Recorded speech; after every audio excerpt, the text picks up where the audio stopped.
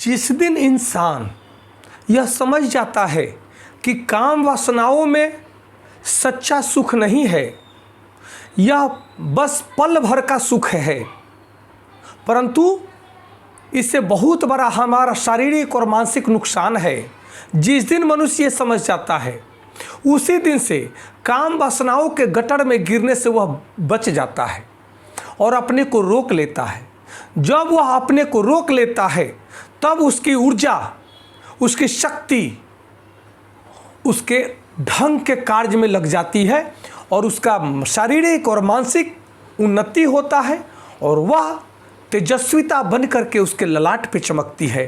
अंग अंग को वह ऊर्जावान बनाती है, क्योंकि हमारा शक्ति ही हमें जीवन प्रदान करती है और हम अपने शक्ति को व्यर्थ में नष्ट न करें। जैसे कोई भी किसान अपने खेत में जो बीज डालता है, चाहे गेहूं का बीज हो, दाल का बीज हो, तिलहन का बीज हो, धान का बीज हो, वह दूसरों के खेत में नहीं डालता।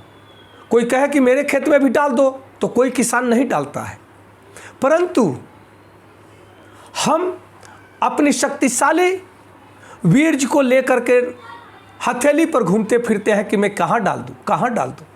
ये कितनी बड़ी नासमझी है, ये कितना बड़ा मूर्खता है। हमारा वीर्य ही हमें शक्ति प्रदान करता है।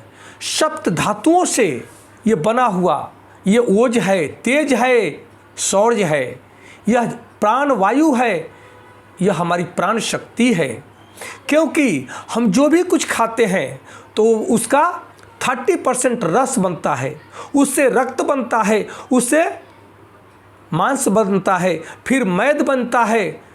रस, रक्त, मांस, मैद, अस्थि, मज्जा, शुक्र और 7वां धातु होता है रजवीर्य, जिसको हम व्यर्थ में गंवाना चाहते हैं क्षण भर के आनंद के लिए। उसके बाद पछतावा, परेशानी, बीमारी। तो हम बीमारियों को क्यों खरीदें? हम अपने स्वास्थ्य को मजबूत क्यों न करें? अपने मन के, क्योंकि जो ब्रह्मचर्य का पालन करते हैं उनका निर्णय शक्ति मजबूत होती है, उनके सोचने की शक्ति मजबूत होती है, उनका मन स्थिति मजबूत होती है, उनका मेमोरी स्ट्रांग होता है, उनका शरीर गठीला होता है, वो दीर्घायु को प्राप्त करते हैं, वो निरोगी जीवन जीते हैं। यही तो रहस्य है। इस रहस्य को जो जान जाता है वही जीवन में विजेता होता है। नमस्कार, धन्यवाद, जय श्री कृष्ण।